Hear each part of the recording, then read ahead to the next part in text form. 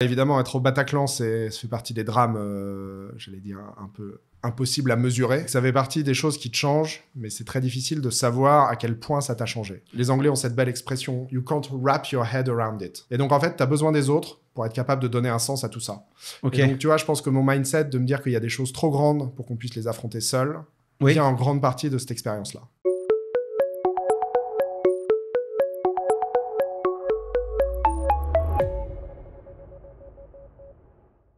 Bonjour Arthur. Bonjour Tim. Ravi de t'accueillir aujourd'hui sur le plateau Mindset le média.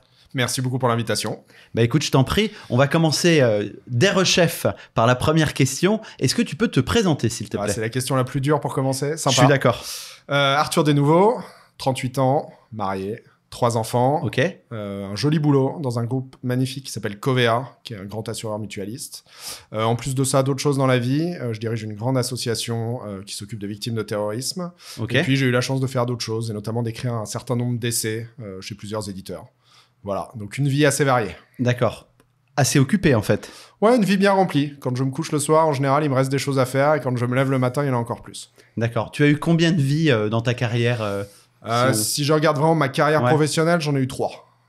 J'ai commencé dans un grand groupe, une grande banque, où j'ai été trader pendant 8 ans. Qui s'appelait comment? Qui s'appelait la Société Générale. Ok. Qui s'appelle toujours la Société Générale, d'ailleurs, qui est toujours un grand groupe. Oui. 8 ans, ça a été une très très bonne première expérience. En France, à Paris? Ouais, à la Défense. D'accord. Dans les tours de la Défense, c'est une période un peu chahutée pour la Société Générale. C'était le moment de l'affaire Kerviel. Ok. Moi, j'ai passé mes entretiens juste avant et je suis arrivé en stage juste après. Ok.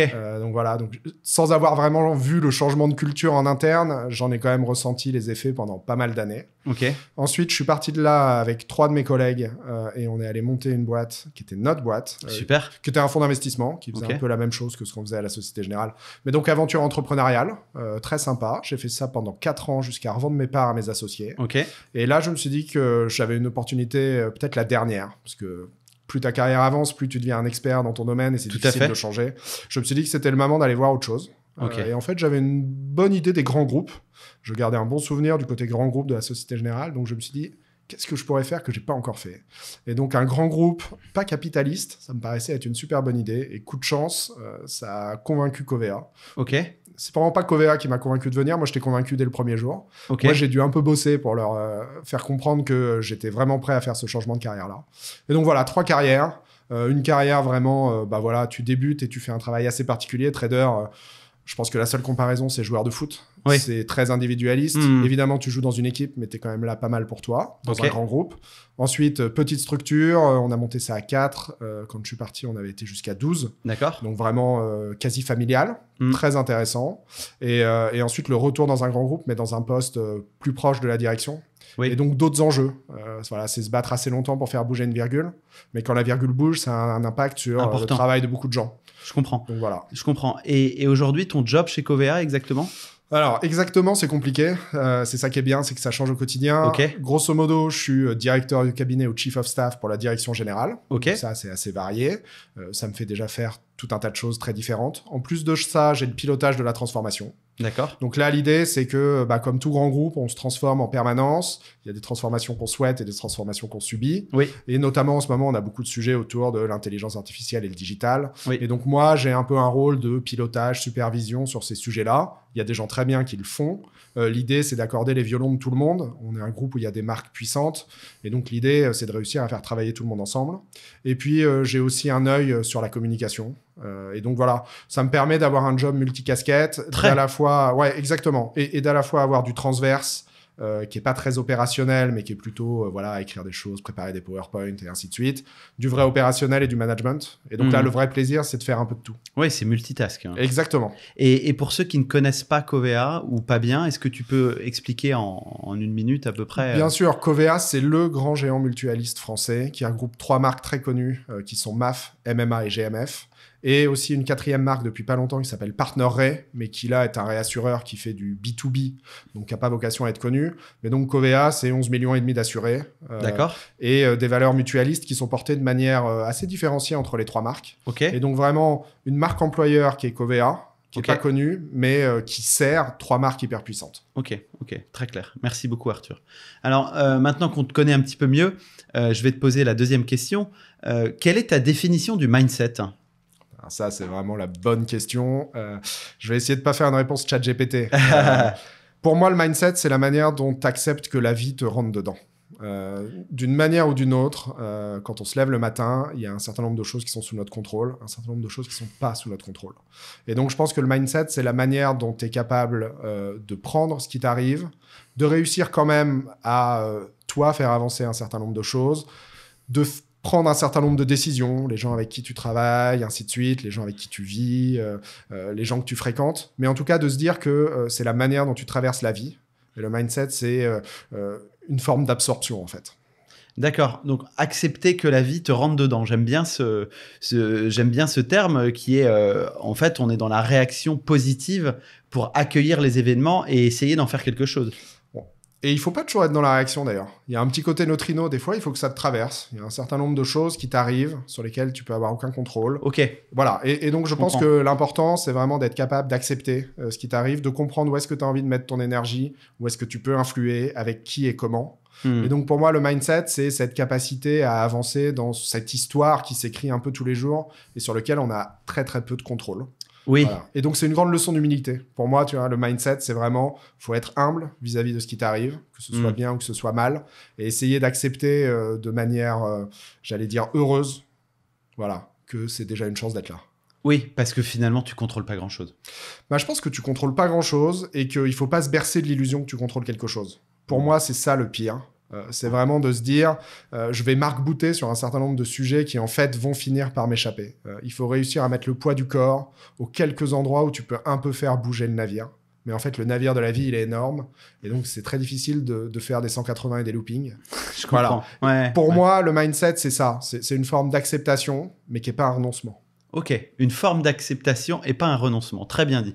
Merci beaucoup, Arthur. Et alors, le mindset d'Arthur, comment est-ce que tu le qualifierais ? Écoute, je dirais que mon mindset, c'est d'être positif. D'accord. C'est une recherche un peu permanente du bonheur. Ok. Et de te dire que dans chaque chose que tu fais, ça doit avoir assez de sens pour que tu aies envie de le faire. Donc là, mon mindset, c'est d'être très présent aux mamans, à la chose que je suis en train de faire et avec qui je suis en train de le faire. Et de ça découle tout un tas de choses, et notamment une conviction très profonde que c'est vraiment à plusieurs qu'on arrive à faire des grandes choses. Et ça, c'est à la fois vrai dans le monde professionnel, dans la famille, dans l'associatif. Et même moi, j'ai écrit plusieurs de mes livres avec d'autres gens. Et je crois vraiment qu'il y a quelque chose de très important dans la capacité à interagir avec les autres et à faire ressortir les uns les autres le meilleur de nous-mêmes. Tu vois, on est en train de faire cette émission. Si je devais faire un monologue, ce serait jamais aussi bon qu'avec Terlance. Et de la même manière, si toi, tu suis juste tes questions... Ça marche pas. Ça marche pas. Et donc, tu vois, ce genre de ping-pong-là, moi, c'est vraiment mon idée de ce que doit être la vie. Et c'est-à-dire, le mindset, c'est de dire tout le monde a quelque chose à m'apporter. Mais en échange, il faut que je fasse ma part et que je leur apporte quelque chose aussi. Donc finalement, une sorte de communion permanente avec les autres qui rend un peu meilleur grâce à une humilité et une curiosité permanente, si j'essaie de... Ouais, la curiosité permanente. Je pense que tu peux dire que la curiosité et le vrai intérêt porté à soi-même et à l'autre, parce qu'il ne faut pas non plus être complètement dans l'extraversion, est très importante. Et donc, c'est cette capacité à s'ouvrir au monde et à être présent au monde. Voilà, quand je suis en train de parler avec toi, là, je ne pense pas à autre chose. Oui, l'intensité de la situation aussi. Exactement. Okay. Et ça, en fait, quand tu disais que j'étais très occupé, je pense que c'est ce qui me permet de faire plein de choses. C'est qu'en fait, quand je fais quelque chose, j'en fais pas une autre. Et donc, cette intensité-là, elle me permet de passer d'une chose à l'autre, mais de pas trop avoir à y revenir. D'accord. Et ça, c'est quelque chose, tu vois, qui aussi te pousse à être meilleur, dans le sens où pour que quelqu'un te donne le maximum, il faut que tu sois intéressant, pour que lui t'écoute intensément, que lui ait envie de te donner quelque chose. Donc, ça veut dire pas de multitasking. Pas de multitasking à part en réunion. D'accord. Il y a quand même des fois où il faut s'accorder un peu, tu vois. D'accord. Que ce soit une forme de répit, j'allais dire, ou aussi le fait que c'est pas toi le centre de l'attention en permanence. En revanche, quand c'est à toi de faire avancer un sujet, pas de multitasking. Ok, très bien. Écoute, très, très clair. Merci beaucoup. Alors, il est arrivé un événement dans ta vie dramatique, puisque tu étais présent au Bataclan pendant les attaques terroristes. Donc, ce drame a forcément profondément changé ta vie. Donc, j'imagine que le mindset d'Arthur avant le Bataclan et après n'a pas été le même. Donc c'est un vaste sujet assez dramatique. Est-ce que tu peux nous en dire un peu plus et comment tu as vécu ça Ouais, bien sûr. pour nous expliquer, quoi? Non, bah évidemment, être au Bataclan, ça fait partie des drames, j'allais dire, un peu impossibles à mesurer. Oui. Et évidemment, ça induit un certain nombre de changements. Ce qui est hyper dur, et c'est justement là que le rapport aux autres est extrêmement important, Oui. c'est que ça fait partie des choses qui te changent, mais c'est très difficile de savoir à quel point ça t'a changé. Oui. Et donc, tu vois l'image que te renvoient les autres, la manière dont ils te questionnent sur le sujet, la manière dont ils t'en parlent, et la manière dont tu réponds et tu t'entends répondre, est hyper importante. Donc, première chose, Ok. je pense que dans mon mindset, c'est justement d'avoir vécu quelque chose autour duquel les Anglais ont cette belle expression « you can't wrap your head around it ». Et donc, en fait, tu as besoin des autres pour être capable de donner un sens à tout ça. Ok. Et donc, tu vois, je pense que mon mindset de me dire qu'il y a des choses trop grandes pour qu'on puisse les affronter seuls Oui. vient en grande partie de cette expérience-là. D'accord. Et ça, c'est vraiment important. Alors, si tu veux faire du français, je crois qu'il y a Sartre qui disait « autrui est le médiateur indispensable entre moi et moi-même ». Ok. Et ça, je pense que quand tu vis un drame, et le Bataclan est un drame très spécifique, parce que Tu étais, pardon, juste un peu j'étais de dans la contexte, fosse au t'étais dans la Bataclan. fosse. J'ai eu la chance de réussir en rampant sur les corps à m'enfuir par la sortie de secours juste avant que le type se fasse exploser sur scène. Voilà. D'accord. Il m'en reste des images, des questions auxquelles j'aurais jamais de réponse.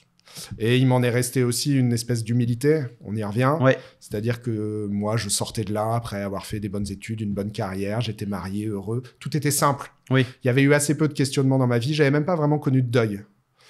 Tu vois, j'ai pas perdu de grands-parents ni quoi que ce soit. Et donc, tu arrives là et tu te retrouves face à une expérience où tu n'arrives pas à donner du sens. Et où en plus, tu comprends que personne à l'extérieur va pouvoir complètement t'en donner, parce que personne n'a vécu quelque chose comme ça. Personne.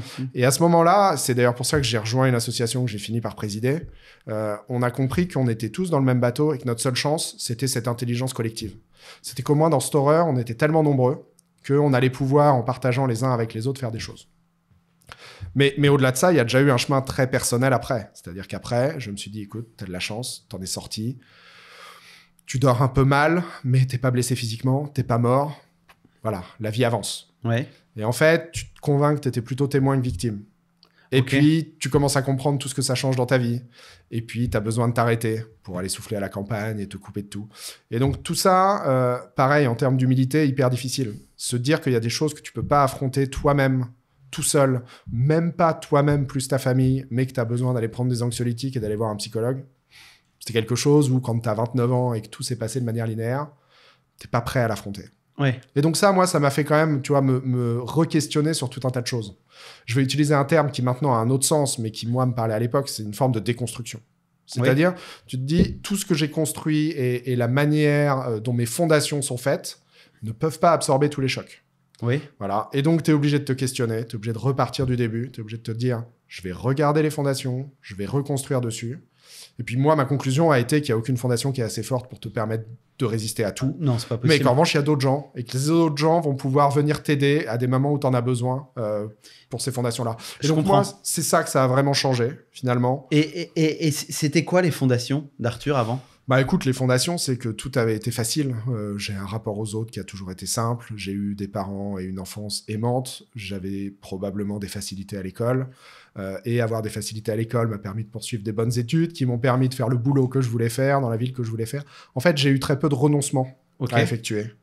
Et donc, tu vois, je pense que la fondation, quelque part implicite, et sur laquelle j'avais jamais travaillé et à laquelle j'avais jamais réfléchi, c'est qu'il y avait moyen que je fasse ma vie sans rencontrer beaucoup de problèmes. Ok. Et donc, cette fondation-là, le jour où tu te retrouves à te faire tirer dessus et à ramper sur des morts, forcément, elle vole en éclats. Et là, tu te dis, il y a quand même des choses dans la vie qui sont un peu plus complexes que ce que j'ai pu connaître. Mais est-ce que cette chance et cette vie heureuse et cette fondation n'auraient pas pu justement voler en éclats encore plus puisque tu n'avais jamais connu de renoncement ou de situation difficile? À l'inverse, tu vois ce que je veux dire? C'est une vraie question. Écoute, en tant que président d'Asso, là, qui te répond pour avoir vu des l'asso centaines s'appelle de comment? personnes, l'asso s'appelle Life for Paris. Ok. On a choisi un nom anglo-saxon parce qu'il y avait un certain nombre de victimes anglo-saxonnes qu'on voulait être très inclusif. Ok. On savait que les Français, on les aurait. On voulait être sûr d'aller un peu plus loin. Ok. Et moi, ce que je vois, c'est que ton raisonnement se tient de manière théorique, mais qu'en réalité, les gens qui n'ont pas de fragilité s'en remettent mieux que ceux qui avaient des fragilités préexistantes. Ok. Et d'ailleurs, le premier travail que tu fais avec ton psychologue ou ton psychiatre, c'est d'essayer de comprendre si tu as des antécédents, des fragilités sous-jacentes, parce qu'en général, un drame vient vraiment taper dans les lignes de fracture et tout éparpiller. Ok. Et donc, en fait, si tu n'en as pas, ça vient pas tout remettre à zéro et tout remettre sous forme de sable. C'est juste qu'il faut que tu comprennes que tes fondations n'étaient pas suffisantes, mais elles restent assez solides. Alors, ce que je te fais, c'est très générique. Hein. Ouais, Évidemment, tout le monde le vit de manière assez différente, mais il y a quand même quelque chose derrière ça qui est que si tu as la chance de ne pas avoir vécu de trauma jeune, tu vas t'en remettre mieux armé. Ouais. Ok. Et la vraie question là qu'il peut y avoir, c'est est-ce que je suis mieux ou moins bien armé pour un autre trauma, tu vois? Est-ce que si Ouais, c'est une vraie question. Et j'ai aucune idée sur la réponse. Ouais. J'espère ne pas avoir à la trouver. Mais et comment tu donc si je reformule, grâce à ces non-renoncements et à cette vie heureuse, tu as été probablement mieux armé que d'autres victimes pour survivre psychologiquement à ça, parce que j'ai entendu aussi qu'il y a même quelqu'un qui s'est donné la mort il y a pas très longtemps parce que je pense que ça devait être insoutenable pour lui. Et donc aujourd'hui, toi, tu vois les choses comment?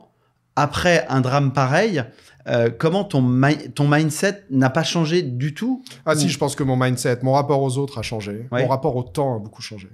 Moi, j'ai vraiment touché du doigt quelque chose qui est une banalité sans nom, mais qui doit rester une réalité, c'est que tout peut s'arrêter hyper vite. Oui. Et que le fait qu'on peut te découvrir une maladie rare et que tu sois emporté en 3 mois, le fait que tu traverses la rue et que tu te prennes une voiture, tout ça, c'est vrai. Sauf que quand on l'a pas vécu, on a du mal à le... Quand on n'a pas vécu, je pense qu'on se donne une forme de facilité à se dire « oui, c'est vrai, mais ça n'arrive qu'aux autres ». Et en fait, ça, pour moi, c'est vraiment quelque chose d'hyper important. C'est finalement d'être capable et de me forcer à faire une forme de bilan tous les jours. Je comprends. J'ai 3 petites filles. Si je me dis que je vais sacrifier beaucoup parce que plus tard, je m'occuperai d'elles, mais que là, je vais passer mon temps à autre chose, bah non. mais ce plus tard, j'ai aucune maîtrise dessus.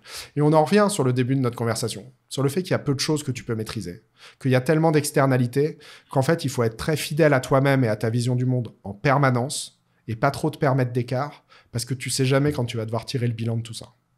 Et moi, je pense que c'est vraiment ça que ça a changé dans mon mindset. Cette idée que tu dois être focusé à chaque instant, que tu dois être capable de te dire... L'intensité du moment présent, exactement. De bien le vivre avec tes enfants, avec ta femme, avec tes amis, être bon professionnellement, c'est ça? Je vais te dire une autre chose qui est vraiment une banalité sans nom, mais qui est vraie. Ça se finit forcément par la mort. Ouais. Et donc, tu as envie qu'elle arrive probablement le plus tard possible. Encore que la fin n'a pas l'air extrêmement sympa. Donc, peut-être qu'à la fin, tu as peut-être envie que ça s'accélère. Ouais. Ce qui est un débat très actuel. Mais ces moments où tu es en forme, où tu es capable de faire des choses, ils ont une valeur incroyable. Oui. Et quand tu te retournes et que tu te dis, putain, mais il y a 10 ans, il y a quelque chose que je faisais et j'aurais pu faire mieux, j'aurais pu faire plus, j'aurais pu y donner plus de sens. En fait, ce sentiment-là, tu n'as plus envie de l'avoir. Je comprends. Et voilà. Et donc, moi, je pense que le mindset, c'est vraiment ça. C'est de me dire, j'ai pas envie de changer le monde tous les jours. C'est pas ça que je dis. J'ai envie de dire, si je suis présent et que j'ai décidé que j'allais faire quelque chose, je vais le faire à fond et je vais faire en sorte d'en être fier. Je vais faire en sorte que je puisse y donner du sens et l'inscrire dans un parcours de vie qui, de toute façon, sera forcément unique. Je n'aurai pas 2 chances de faire les choses. Je comprends très bien. Et si je reviens un peu sur le côté reconstruction, comment est-ce qu'on fait quand on est bien dans ses pompes et qu'on a vécu un drame comme ça pour se reconstruire? C'est quoi la méthode? Il faut aller voir justement, on prend des antidépresseurs, on va voir un psychiatre, un médecin, etc. Tu t'es arrêté de bosser après combien de temps? Moi, je me suis pas Comment arrêté. Ça marche en fait? Ouais, alors bon, pareil, évidemment, tout ça est très individuel, mais il ouais. y a quand même, j'allais dire, des invariants. Ouais. Première chose, moi, je me suis pas vraiment arrêté de bosser. J'ai dû avoir 2 semaines d'arrêt maladie, mais pas tout de suite. C'est-à-dire que je retourne au boulot, je fais une petite attaque de panique dans le RER, j'y vais quand même. Mais au bout d'une semaine, il y a une photo de la fosse qui sort, dans laquelle on me voit. Et en fait, me voir dans la presse, là, c'est ça qui m'a fait décapsuler. Okay. Et donc, je suis parti chez mes parents en Bretagne avec mon épouse, loin de tout, loin d'Internet et ainsi de suite, me remettre. Et là, je me suis dit, ça y est, mon deuil a commencé, je suis bon. Et en fait, je suis retourné travailler, mais un peu comme un robot, et je dormais pas la nuit. Et donc, à un moment, je vais quand même voir un médecin. Et le médecin me dit, écoutez, c'est très bien. Et quand tu dis que tu dormais pas du tout ou Non, c'est assez étrange. J'arrivais à m'endormir, mais en fait, le cerveau tourne, et tu te réveilles à 3 heures. Ouais. Et après, en revanche, tu vois, t'es dans un état d'éveil intellectuel. Et pas de peur. Tu vois, j'ai pas fait le cauchemar où je revis la scène ni quoi que ce soit. C'est plus une incapacité à trouver le repos. Ok. Et à ce moment-là, moi, ma médecin qui me connaissait m'a dit un truc très juste. Elle m'a dit, très bien, vous avez essayé de le faire vous-même comme d'habitude dans la vie. Voilà. Ouais. Donc, première chose, vous allez prendre des antidépresseurs. C'est pas pour lutter contre la dépression, des anxiolytiques. D'accord. C'est pour vous permettre de dormir. Parce que le travail que vous allez... Exactement. Okay. Le travail que vous allez devoir faire, c'est un travail où votre cerveau va être mis à contribution. Et il faut qu'il soit frais et reposé. Ok. Et elle m'a dit, et ensuite, je vais vous envoyer chez un autre praticien. Moi, je vais m'occuper de regarder les anxiolytiques. Et si vous n'êtes pas trop fatigué, voilà. Mais en revanche, la partie travail sur vous-même, ça va être psychologue ou psychiatre. Bon. Psychologue, c'est plus simple dans ce type de schéma, parce que vu qu'ils ne sont pas prescripteurs de médicaments, il n'y a aucun... Ouais. Et alors après, là, chez les psychologues, tu as toutes les techniques. Tu as des techniques, tu en as une qui marche très bien sur les victimes de traumas graves, qui s'appelle l'EMDR, qui est très pratiquée au Canada, qui n'est pas une forme d'hypnose, mais de manière schématique, ça te permet d'aller réactiver des zones de ton cerveau qui ont été activées lors du trauma. D'accord. Et auxquelles, a priori, tu as du mal à accéder en temps normal parce que tu as des défenses qui se sont mises. C'est une manière pour ton cerveau de se protéger. Mmh. Moi, elle faisait quelque chose qu'elle appelait la théorie des schémas, qui était de revivre la scène, revivre la scène, revivre la scène. Voilà, pour me la réapproprier. Et sa métaphore, c'était de dire à la fin, on va la mettre dans une boîte. Ouais. Et comme ça, vous pourrez y accéder. Il n'y a pas de tabou. Mais en revanche, vous n'aurez plus peur d'y accéder. Oui. Mais en faisant ça, ça te fait aussi travailler justement sur tous tes fondamentaux. À quoi tu penses, pourquoi est-ce que telle chose, tu crois que ça découle de telle autre chose, et ainsi de suite. Et donc, en fait, ça a été un travail d'introspection sur mes fondamentaux, où j'ai surtout appris à me comprendre moi-même. Oui. Tu vois, c'est plus ça. J'ai explicité tout un tas de choses qui étaient implicites. Parce que finalement, quand tu grandis, quand tu vas à l'école, tout ce chemin-là est relativement balisé. Oui, bien sûr. Hein. Voilà. Et donc là, ça a été de se dire, mais en fait, vous croyez qu'il est balisé. Mais à ce moment-là, c'est un choix de faire telle carrière, de faire tel machin et tout. Mmh. Et donc, tu re-questionnes un peu tout ce que tu as fait. Et donc, à ce moment-là, les décisions que tu prends sont assez fondamentales. Est-ce que j'ai envie de continuer à faire ce travail? Est-ce que je suis heureux dans cette vie? Et ainsi de suite. Et moi, j'ai eu la chance de me dire que oui. La réponse à la plupart de ces questions était oui. Avec, en revanche, un peu une quête de sens. Et c'est justement pour ça que j'ai rejoint une association, que j'en ai pris la présidence. J'ai aussi compris que moi, une des manières de lutter contre le trauma, c'était de réfléchir au trauma, de réfléchir à ce qui nous faisait, de réfléchir à comment la société nous percevait. Et c'est pour ça que j'ai écrit des essais. Tu vois ? Et ces essais sont à propos de ce que tu as vécu ? Le premier s'appelait Victime et après, qui était une question de tout le monde comprend comment on devient victime. Et c'est d'ailleurs quelque chose d'extrêmement passif. Quelqu'un fait de toi une victime. La vraie question, c'est est-ce que tu peux cesser de l'être ? Voilà. Vaste question. Vaste question, relativement philosophique. Et donc, c'est paru chez Gallimard en 2019. Ça tient bien le test du temps. On m'écrit régulièrement sur le sujet. Et il n'y a pas que des victimes de terroristes, d'ailleurs. Pas mal de victimes de violences, j'allais dire de crimes d'être. C'est-à-dire, c'est pas qu'on t'a pris quelque chose que tu avais, mais qu'on t'a pris quelque chose que tu étais. Et donc, typiquement, pas mal de victimes de violences sexuelles m'écrivent dessus, parce que c'est pareil, c'est une violence de l'intime extrêmement forte. Et la réponse à cette question, c'est que... alors, elle est complexe. Hein, c'est qu'il ne faut pas... ni uniquement psychologiser, ni uniquement faire confiance à la justice, ni uniquement faire confiance à l'indemnisation et à l'argent. C'est une somme de tout, mais qu'à la fin, il y a forcément un reste à charge pour la victime. Je comprends. Et c'est à elle, un, d'y donner du sens, et deux, d'agir pour décider ce qu'elle veut faire de tout ça. Et donc ça, moi, ça m'a beaucoup guidé. Je me suis toujours dit, est-ce qu'il y a un moment où je pourrais dire que j'ai été victime, pas que je le suis. Et donc, mon association essaye de faire quelque chose. Alors justement, parce que je pense qu'il y a des gens qui ont vécu... qui n'ont pas eu la belle vie, entre guillemets, que tu as eu avant et qui ont eu du mal à se reconstruire. Donc, j'imagine qu'il y a plusieurs types de gens qui vivent mal ou très mal, certains tragiquement, le fait d'être victime. Et donc, le but de cette association, c'est d'aider des gens qui s'en seraient moins bien sortis tout seuls. L'objet de l'association ? L'objet de l'association, alors, il y a déjà quelque chose de très classique, hein, le mémoriel, la justice, l'indemnitaire. Voilà. Aider à la partie un peu administrative qui est forcément très forte en France et qui n'est pas inutile. C'est-à-dire que quand ton cerveau est focalisé là-dessus, ça t'aide quand même à te donner un chemin. Et puis, il y a quelque chose de beaucoup plus intangible. Il y a cette vie d'après. Et en fait, encore une fois, c'était une idée d'intelligence collective. À partir du moment où personne n'avait vécu ce qu'on avait vécu, l'idée, c'était quand même de se dire, on va chacun se raconter notre chemin au fur et à mesure. Et puis, ça va peut-être éveiller des choses chez les uns, chez les autres, trouver des manières de faire. Il y a beaucoup de mes adhérents qui ont changé de métier. Voilà. Il y en a beaucoup qui ont testé plusieurs thérapies, qui ont fini par aller à l'EMDR parce que ça avait marché sur d'autres. Et donc, l'idée, c'était vraiment de se dire, le seul chemin qu'on peut dessiner, c'est un chemin grâce à l'intelligence collective. Tu sais, il y a toujours cet exemple. Je comprends. Si je te donne une pièce de viande, là, et que je te dis combien ça pèse, tu vas probablement te planter pas mal. Si tu le fais devant une assemblée de 500 personnes et que tu prends la moyenne, c'est extrêmement proche de la réalité. Ça, c'est vraiment un phénomène psychologique qui est très bien documenté. Et ben, c'est la même chose avec le trauma. Et nous, ça a été ce qu'on appelle notre seule chance dans notre malheur. C'est que notre nombre a quelque part fait notre force. Donc ça résout pas tout pour tout le monde, mais la plupart des gens trouvent au moins un modus vivendi. Et arrivent à, se projeter dans une vie d'après. Encore une fois, j'ai pas de chiffres, mais si je regarde dans les 850 personnes que mon association doit fédérer, donc 850, c'est beaucoup. Hein. C'est beaucoup. Ouais. J'en vois 2 ou 3, tu vois, qui connaissent encore des difficultés un peu majeures à se projeter dans la vie d'après. Mais je pense pas que ce soit rédhibitoire. Je pense pas que ce soit. Et donc nous, ce qu'on a essayé de faire, c'est aussi de jalonner les choses. Et donc là, on a décidé, et je crois qu'on est la première association de victimes à faire ça, de se dissoudre. Et donc, aux 10 ans de l'attentat, on mettra fin à cette association dans l'idée de La dire... date exacte de l'attentat ? 13 novembre 2015, Ok. donc 13 novembre 2025. D'accord. Voilà, grosso modo dans un an. D'accord. On s'arrête. Ok. En disant justement, voilà une étape de plus. Voilà une étape qui va nous permettre de nous dire qu'on peut conjuguer notre victimité au passé. En se disant, on s'était donné un certain nombre de buts au moment de fonder cette association. Je comprends. Et on les a tous atteints, ou alors ils sont complètement devenus obsolètes. Mais en tout cas, notre axe de travail, il est terminé. Et ben maintenant, il est temps de passer à autre chose. Ça n'empêche pas les liens, mais on va toujours garder cette communauté. De toute façon, on a créé des liens hyper forts. Mais le fait de le structurer comme ça, d'avoir des liens avec l'État, d'avoir des liens avec des programmes de recherche et ainsi de suite, ben ça, il faut y mettre un terme. Je comprends, très, très, très clair. Merci beaucoup, Arthur, et bravo pour la clarté et la prise de recul. Merci, vraiment, vraiment passionnant. Alors, je vais enchaîner sur la question suivante. Quelle est ta définition de la culture d'entreprise et pourquoi, selon toi, c'est quelque chose d'important dans les entreprises ? C'est marrant parce que, évidemment, tu m'avais proposé de me transmettre les questions avant. Donc, j'avais lu ça et ça m'a beaucoup fait cogiter. D'accord. Parce que je pense qu'il y a déjà une réflexion sur ce qu'est au fond une entreprise. Oui.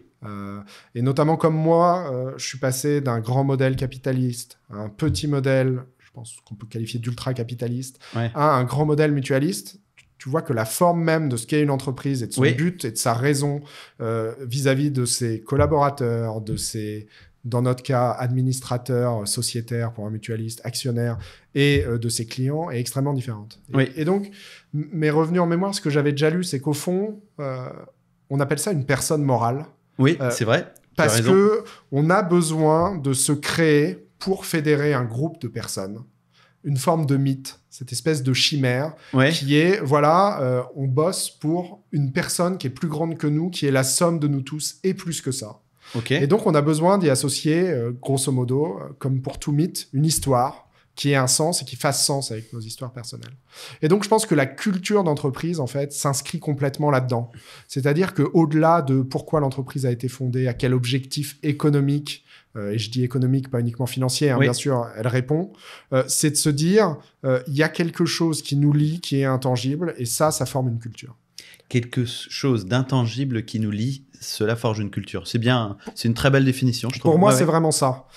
Et donc, voilà, je pense que ça s'exprime de manière très différente, mais que dans toutes les sociétés que j'ai pu connaître, et mon association en fait partie, il y a un ADN qui se dessine tout de suite. Oui. Parce qu'en fait, chacun se fait un schéma mental du but économique de la société ou du but associatif, et que c'est la somme de tous ces schémas mentaux qui forment une culture. Et qu'en fait, c'est encore une fois une histoire de moyenne. C'est une histoire de, quand je te dis que je vais être un grand assureur mutualiste, finalement, ça évoque quelque chose en toi. Et quand tu passes 50 heures par semaine à travailler pour cette entité-là, tu le vis au quotidien. Et chacun en a une expérience un peu différente, mais la culture, c'est ce qui résulte de la somme de tout ça. La somme des schémas mentaux. La somme des schémas mentaux est pour moi une bonne définition de ce qu'est la culture d'entreprise, beaucoup plus que n'importe quel slogan. Et d'ailleurs, tu vois bien maintenant qu'on a un peu progressé, que beaucoup d'entreprises ont travaillé là-dessus. On arrête d'essayer d'imposer des choses aux collaborateurs. Bien sûr. On va les interroger pour réussir à comprendre. Alors, qu'est-ce qui les fédère, qu'est-ce qui les touche, qu'est-ce qui les intéresse. J'allais parler de raison d'être. Le problème, c'est que c'est devenu un peu un gimmick qui est dans la loi. Mais il y a quand même quelque chose derrière ce mot-là qui est très vrai. C'est-à-dire que quand tu interroges des collaborateurs, tu te rends compte qu'il y a une raison d'être qui est extrêmement partagée. Et ça permet de forger une culture. Et cette culture, c'est la manière dont tu traites toutes les parties prenantes d'une entreprise. Et ça, moi, je l'ai vu de manière très différente, selon que tu es un grand groupe, selon que tu es un petit groupe, selon que tu es un des actionnaires ou pas. Mais à la fin, c'est la même force, c'est-à-dire c'est ce qui te permet de justifier tout un tas de décisions qui, de toute façon, se font avec une information qui n'est pas complète. Bien sûr. Parce que c'est ça, quand tu deviens dirigeant d'entreprise ou que tu fais partie des cercles dirigeants, tu dois décider de plein de choses qui ont des impacts sur plein de gens. Et tu n'as jamais toute l'information. Exactement. Tu ne peux pas l'avoir. Et de toute façon, l'information qui est vraie à l'instant T, elle sera fausse à l'instant T plus 1. Et tu n'as pas de maîtrise complète là-dessus. Bien sûr. Et donc, la culture, c'est ce qui te permet, en fait, pour moi, de prendre des décisions auxquelles tes collaborateurs et auxquelles les autres dirigeants de la société arrivent à se raccrocher. Ok. Et donc voilà, réussir à toucher du doigt ce qui n'est pas du tout tangible, une manière de le faire, c'est vraiment en creux, c'est de se dire, si les autres le comprennent de la même manière que moi, ou du moins arrivent à adhérer à ma vision et à ce que je propose, c'est que je suis dans la culture d'entreprise. Ok. Et donc après, tu peux toujours tenter de l'expliciter, mais c'est pareil, ça varie un peu selon les sujets, selon les mamans. Mais je pense que la culture, c'est ce qui permet d'avancer ensemble. Très clair sur ta définition de la culture. Merci beaucoup, Arthur. Est-ce que tu pourrais nous donner des exemples et comment la culture s'incarne dans les 3 entités ou les 4, y compris l'association que tu présides? Quelle différence de culture il y a entre chaque entité et comment elle s'incarne avec des exemples concrets? Alors, je vais commencer par la Société Générale. Oui. Ce qui est assez intéressant, c'est que la Société Générale, c'est vraiment un grand groupe, Oui. très international et avec des métiers extrêmement différents. Et moi, je faisais un des métiers les plus particuliers là-dedans. Les Oui. gens qui faisaient du trading pour compte propre, on était soixantaine, 80, et on avait des métriques de résultats qui étaient hyper claires, qui étaient le chiffre d'affaires et le résultat net qu'on arrivait à produire chacun. Mais même en ayant un métier extrêmement différent du conseiller en agence, Bah oui. il y avait à la Société Générale quelque chose autour de la culture de la performance. Ok. Vraiment de la culture de la performance. De la culture du risque. Et je sais que ça peut paraître paradoxal avec cette affaire Kerviel et ainsi de suite, mais il y avait vraiment essayer d'être performant en maîtrisant son risque et en n'ayant pas peur de prendre des coups. Ok, de l'audace. Exactement. De l'audace et une certaine forme de solidité face à l'adversité. Et moi, ce que j'ai toujours trouvé intéressant à la Société Générale, c'est le partenariat qu'ils avaient avec le rugby.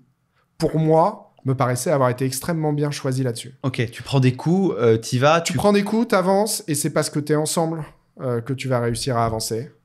Mais il y a toujours cette volonté de performance. D'accord. Donc la c'était puissance pas le du rugby collectif. troisième mi-temps, la Société Générale. Ouais. C'était les 2 mi-temps où il fallait être performant. Non mais vraiment. Et donc voilà, la Société Générale, cette culture-là transparaissait. Et donc forcément, il y a des endroits où c'est un peu plus prégnant que dans d'autres. Et dans une salle de marché, le culte de la performance est là. Mais il y avait toujours cette maîtrise du risque.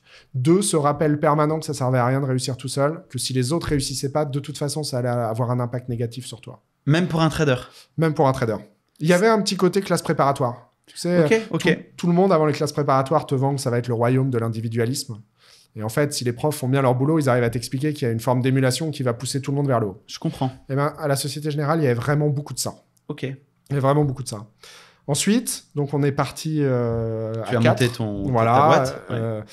Première chose, quand tu pars à 4, forcément, il faut réussir à s'entendre. Oui. Et donc, tu crées une culture qui est forcément un peu plus inclusive parce que chacun est comptable de ce qu'il apporte sur la table. Oui. Et même quand tu te retrouves à 12, 15 à travailler là, chacun peut voir tous les fondateurs au quotidien. Oui. On était tous dans le même bureau, en plus. Il n'y avait pas de plusieurs sites.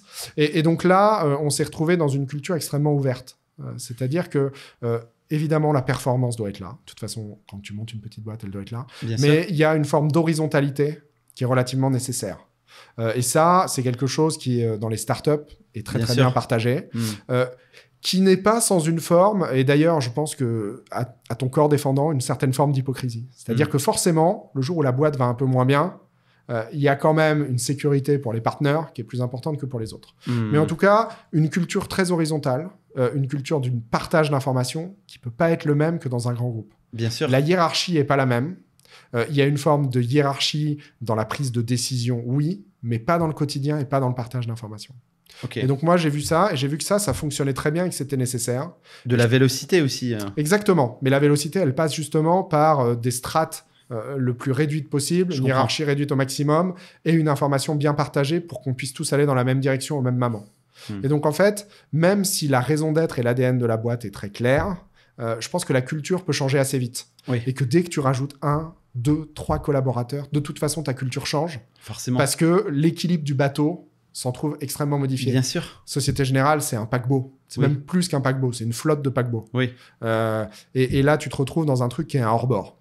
Oui. Et donc là, il y a une question d'équilibre permanent. Il faut y avoir une gîte importante. Ouais, voilà, c'est ça. Et donc là, pour moi, ça a été ça la grande leçon, c'est qu'il fallait accepter de laisser beaucoup plus aux autres une forme de pouvoir. Je comprends. Quelque part. Parce que de toute façon, dans leur petite zone du bateau, si eux faisaient n'importe quoi, ça risquait de faire couler tout le monde. Bien sûr, bien sûr. Ensuite... Oui, chez Covea. Alors, Covea, c'est encore autre chose. Oui. L'ADN mutualiste est très fort. Et donc, le mutualisme, c'est quand même... En 2 mots, pour ceux qui nous regardent et qui nous écoutent, le mutualisme, c'est quoi? C'est une mise en commun de moyens. Oui. C'est une forme de solidarité économique. Et donc, Ok. en clair, quand vous allez acheter un contrat d'assurance à la MAF, vous en devenez sociétaire. Ce qui est l'équivalent d'être actionnaire, sauf qu'il n'y a pas de gain économique derrière. Mais vous avez la possibilité de faire partie de la gouvernance de la société. D'accord. Et donc, en fait, on est une société par ses clients, pour ses clients, et donc avec ses clients. Et donc, ça forge une relation de confiance, mais aussi d'exigence vis-à-vis de sa clientèle qui est très importante. Donc, ça, c'est les 3 marques qui font ça, et puis Covea le fait au-dessus. Mais donc, ce qui est très important, nous, c'est une forme de proximité à notre raison d'être permanente. On ne peut pas aller se cacher derrière, bah oui, mais mes actionnaires exigent ça, donc je prends. Non. Nous, toute décision doit vraiment avoir une justification très profonde au service de notre but final. Donc une transparence grande transparence et finalement une grande honnêteté intrinsèque envers soi-même. Tu ne peux pas te cacher derrière des arguments qui ne soient pas visibles de tous. Et donc ça marche très bien. Ça ne donne pas forcément une plus grande vélocité. D'accord. Mais c'est bien et c'est justement pour ça que banquier et assureur mutualiste, c'est un modèle qui fonctionne. Oui. Parce que c'est un modèle qui a besoin de stabilité dans le temps. C'est un modèle qui a besoin d'accrétion de capital pour grandir. Oui. Et c'est un modèle qui a vraiment besoin de se projeter dans le temps long en termes de solvabilité, de gestion des risques et ainsi de suite. Et donc, quand toute ta gestion des risques est basée sur une très grande transparence et une très grande honnêteté, et ben ça fonctionne. Oui. Et donc, chez Covea, il y a ça. Et forcément, quand tu es très proche de tes clients, tu es très proche de l'humain. Et donc, très, très grande attention portée aux collaborateurs. D'accord. Et chez Covea, mais comme chez tous les grands mutualistes, des carrières extrêmement longues à l'intérieur. Vraiment, tu peux rentrer chez Covea et y faire toute ta carrière. Ce ne sera pas un cas unique. D'accord. Et ce sera très bénéfique. Vraiment, Covea sait en tirer parti. Et avec en plus, cette logique forcément a des impacts très terre à terre, qui sont qu'on a des ancrages territoriaux très forts. D'accord. Voilà, la MAF senior, Oui. MMA, c'est Le Mans, Oui. avec en plus MMA qui s'était rapproché d'une mutuelle qui s'appelle Azur, qui est à Chartres, Oui. et GMF, c'est le Valois. Et donc, par exemple, au Mans, MMA est le premier employeur de la ville. Incroyable. Et donc ça, Ouais. voilà, ça te donne un ancrage territorial, ça te donne un ancrage et un poids dans la vie réelle des gens et d'un territoire qui est hyper important et qui va un peu au-delà de la raison d'être. Et nous, voilà, notre ADN, c'est aussi d'être proche d'une vraie réalité. Et c'est d'ailleurs pour ça que les marques mutualistes sont parmi les marques préférées des Français. Bien sûr. Parce que l'alignement d'intérêt est là. Donc vraiment une troisième culture par rapport aux 2 autres que j'avais pu connaître. Très intéressant. Et peut-être une dernière culture que tu aimes énormément, une culture d'entreprise que tu admires et pourquoi? C'est une bonne question, ça. Écoute, moi, j'ai quand même été assez marqué par les cultures du type grand magasin. D'accord. Tu sais, ou disons zoo. Alors, c'est pas parce que j'aime que des animaux soient en cage, mais cette idée que tu vas tout mettre au même endroit, avec des métiers aussi différents que accueillir du public, prendre soin d'animaux et des trucs comme ça, je trouve que réussir à avoir une culture d'entreprise qui pousse ça dans le temps, c'est extrêmement difficile. Et tu vois, en termes de difficulté, je pense qu'être directeur général d'un zoo, par exemple, moi, je mets ça assez haut dans la liste des choses complexes parce que tu as une forme de bien-être animal et une forme de réalité économique qui sont difficiles. Et en fait, pour moi, c'est ça, de toute façon, le vrai challenge intellectuel d'une entreprise, c'est de réussir à faire coïncider l'humain et l'économique. Bien sûr. Et c'est là que ça doit marcher. Et c'est là que le travail n'est pas simple. Bien sûr, l'équation est là, évidemment. L'équation, elle est là. Et d'ailleurs, ce qui est bien, c'est que plus tu avances dans ta carrière, plus tu te rends compte que les 2 se nourrissent. Bien sûr. C'est-à-dire que quand les humains vont bien, l'économique va bien. Et il faut s'assurer que la courroie de transmission fonctionne dans l'autre sens. C'est-à-dire que quand l'économique va bien, il y ait une forme de participation la plus globale possible des collaborateurs. Bien sûr. Ok. Merci beaucoup, Arthur. C'est vraiment passionnant. Je vais te poser la dernière question classique que j'aime bien poser. Est-ce que tu as un conseil, un point de vue à partager avec ceux qui nous regardent ou qui nous écoutent?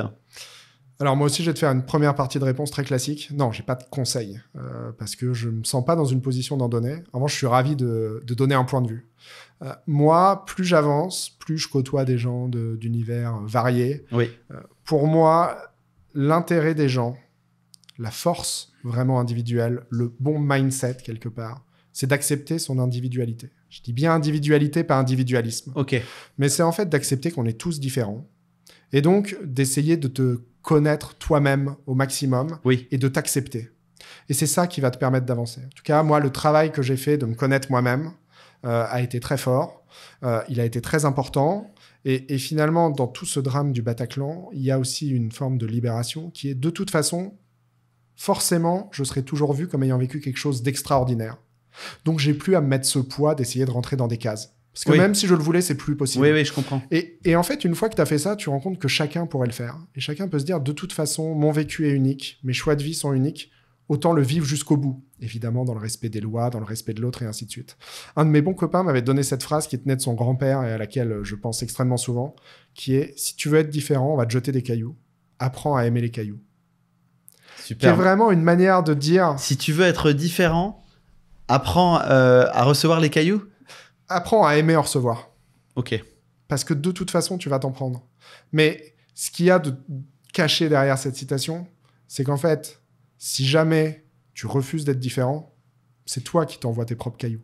C'est une douleur permanente. Et donc voilà, moi je pense vraiment qu'il faut s'accepter, il faut essayer de se réaliser dans ce qu'on a envie d'être, trouver son équilibre personnel.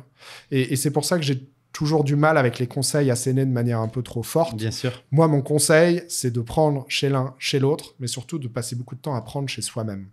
Et ça, je pense que c'est hyper important. Et je pense que c'est une des clés du bonheur et une des clés de s'épanouir dans la vie. Merci beaucoup, Arthur. C'était super. Ravi de t'avoir reçu sur le plateau. Merci pour l'invitation, Tim. À bientôt. À bientôt.